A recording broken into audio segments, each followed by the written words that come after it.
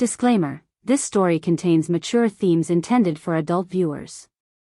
Viewer discretion is advised.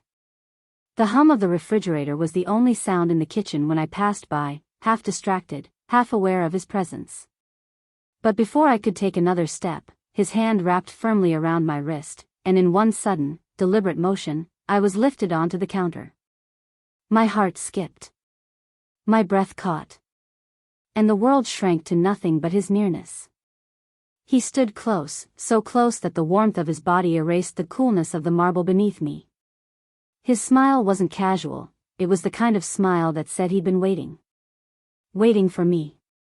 Waiting for this. His eyes lingered, not rushing, not hiding, but drinking me in as if the night had been building toward this single moment. The air between us grew heavy, dense with tension that didn't need words. My knees brushed his hips before he gently, insistently, eased them apart, closing the space that had always been ours to control. My pulse quickened, every thud loud enough to betray me, every inhale sharper than I meant it to be. I could feel the heat of his breath fanning across my cheek, the deliberate slowness of it making me lean forward without realizing it. The kitchen light was dim, throwing shadows across his jawline, making every detail sharper, more defined, almost cinematic. His hands didn't roam, they didn't have to. The way he held still, palms braced against the counter on either side of me, spoke louder than touch. It was restraint and promise all at once. I swallowed, my throat dry, though I tried to steady myself. My voice was gone, trapped somewhere between the weight of his gaze and the closeness of his body. Every inch of me was aware of him, of us. This wasn't the rushed chaos of passion. It was something slower, thicker, like fire smoldering just before it becomes flame. And then, his lips curved just slightly, that smile again, teasing, knowing. He leaned in, close enough for me to feel but not enough to satisfy. A game. A question. A dare. What happened next? I'll let you imagine. His hand brushed against my thigh as though by accident, but nothing about the way he lingered felt unintentional. The contact was brief, yet it sent a ripple of warmth spreading through me, pulling me deeper into the gravity of his closeness. My breath faltered, a quiet hitch that I knew he caught, because his eyes flickered with the smallest spark of satisfaction. I tilted my head, pretending to steady myself, though the truth was I wanted to steal another second of his gaze. The dim kitchen light turned his eyes into something darker, more dangerous, like secrets only I was allowed to see. Every glance he gave me seemed to ask a question without words, and every time I looked back, I felt myself answering. He leaned in just slightly, close enough for his shoulder to graze mine. The brush was nothing more than a touch of fabric against fabric, yet it made my skin hum as if it had been bare. His voice came low, almost a whisper, so soft I wasn't sure if I heard the words or only felt them. Whatever he said, it didn't matter. The way his breath warmed the side of my neck was enough to leave me unsteady. My hands pressed into the cool counter edge for balance, though my body betrayed me by leaning forward, narrowing the space he seemed determined to stretch. The sound of his breathing grew heavier, steadier, like a rhythm meant to draw me closer. Every inch of restraint in him only sharpened the tension. I shifted slightly, my knee brushing against him. Neither of us pulled away. The accidental became intentional. The silence thickened, the kitchen shrinking around us until it felt like the world had been stripped away, leaving only two people caught in something they couldn't quite stop. His hand rose, hovering just near my cheek, hesitating as though he was testing how long he could wait before giving in. My chest tightened, my lips parting in expectation, though no words came. The unspoken built higher and higher, until the air itself felt too charged to breathe. And then, he smiled again. Slow. Knowing. Like he was standing on the edge of a line he was about to cross, and he was daring me to meet him there. His hand brushed against my thigh as though by accident, but nothing about the way he lingered felt unintentional. The contact was brief, yet it sent a ripple of warmth spreading through me, pulling me deeper into the gravity of his closeness. My breath faltered, a quiet hitch that I knew he caught, because his eyes flickered with the smallest spark of satisfaction. I tilted my head, pretending to steady myself, though the truth was I wanted to steal another second of his gaze. The dim kitchen light turned his eyes into something darker, more dangerous, like secrets only I was allowed to see. Every glance he gave me seemed to ask a question without words, and every time I looked back, I felt myself answering. He leaned in just slightly, close enough for his shoulder to graze mine. The brush was nothing more than a touch of fabric against fabric, yet it made my skin hum as if it had been bare. His voice came low, almost a whisper, so soft I wasn't sure if I heard the words or only felt them. Whatever he said, it didn't matter. The way his breath warmed the side of my neck was enough to leave me unsteady. My hands pressed into the cool counter edge for balance, though my body betrayed me by leaning forward, narrowing the space he seemed determined to stretch. The sound of his breathing grew heavier, steadier, like a rhythm meant to draw me closer.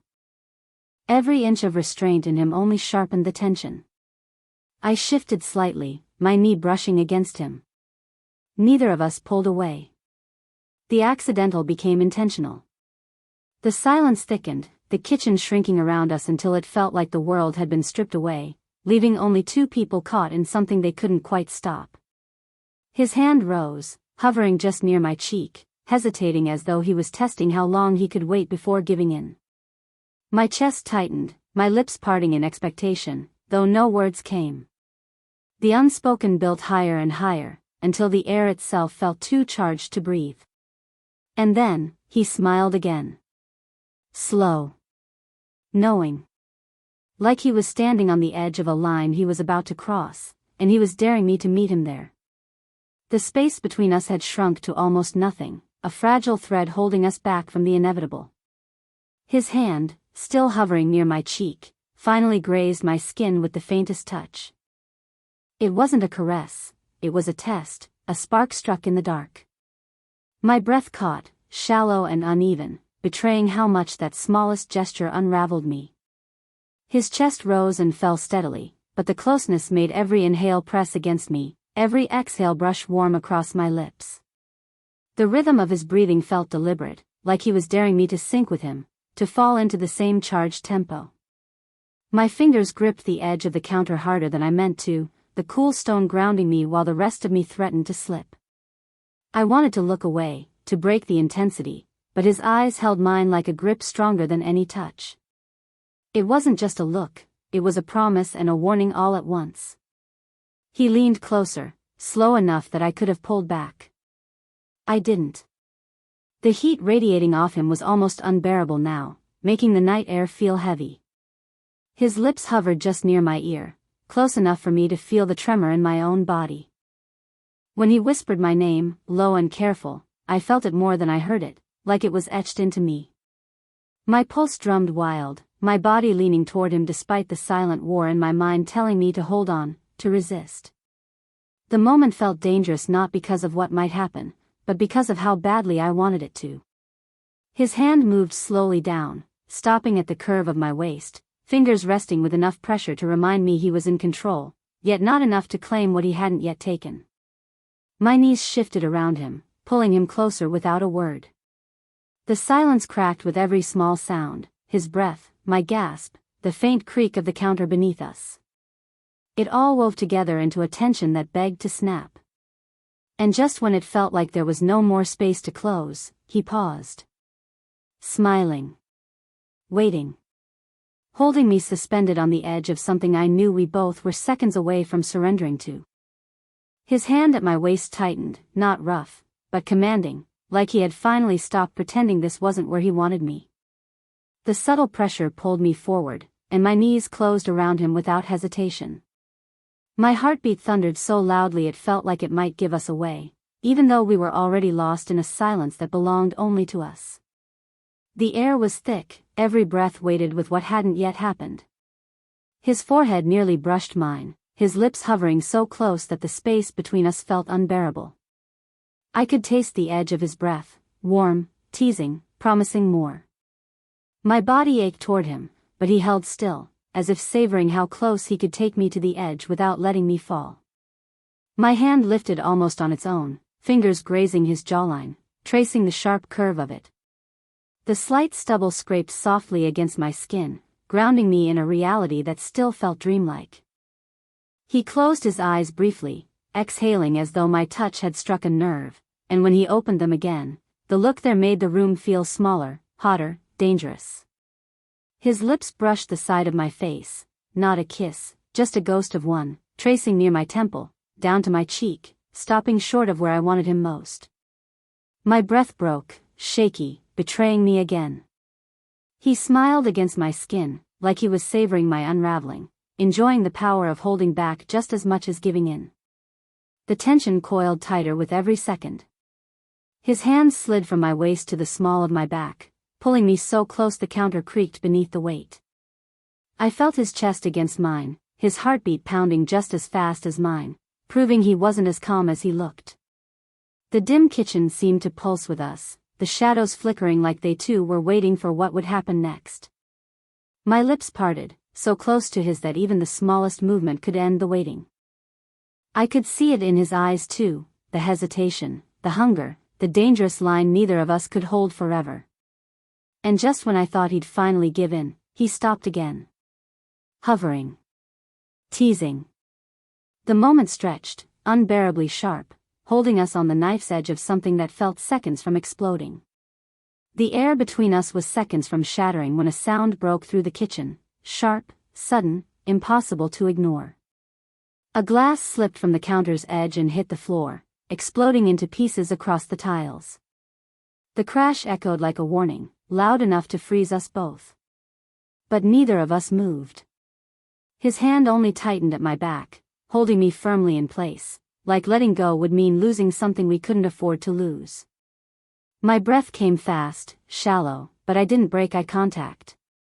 The danger wasn't the broken glass at our feet, it was this, the way we hovered on a line so razor-thin it felt like one wrong move could cut us open. He glanced at the shards for the briefest second, then back at me, his eyes darker now, sharper, like the interruption had only fed the storm instead of calming it. His chest pressed harder against mine as if he was making sure I didn't slip away, as if the noise outside our bubble dared us to stop, but we couldn't. I whispered his name, but it came out like a secret I wasn't supposed to share. My voice trembled, not from fear but from the weight of what hung in the air. He leaned in, so close that the tip of his nose brushed mine, and whispered something back, low, daring, a challenge I couldn't refuse. The heat in the room was unbearable now, made heavier by the tension of being interrupted but not released. Every small sound, the tick of the fridge, the faint hum of the light, felt like it belonged to another world, one we had stepped away from the moment he pulled me onto that counter. I shifted slightly, the movement unsteady, and the edge of my heel brushed against the broken glass below.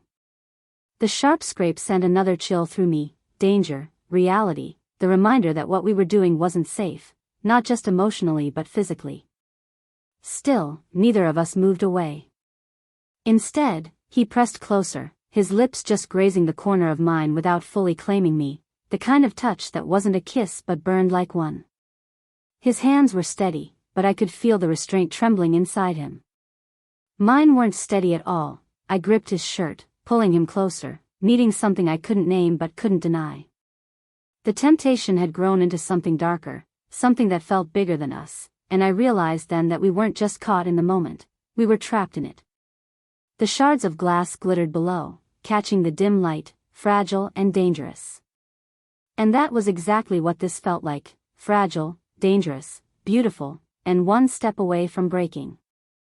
The question wasn't if we would cross the line anymore. It was when. And when it happened, nothing, no crash, no warning, no restraint, would be able to stop it. The waiting was over. The restraint that had bound us so tightly snapped in an instant. His lips finally crashed into mine, not gentle, not careful, hungry. The kiss was fierce, the kind that stole the breath from my lungs and replaced it with fire. I clung to him, fingers digging into his shirt like I was afraid he might pull away, but he didn't. He pulled me closer, tighter, until there was no space left between us. Every sound, every heartbeat, every tremor of breath became sharper, louder. The world outside that kitchen ceased to exist.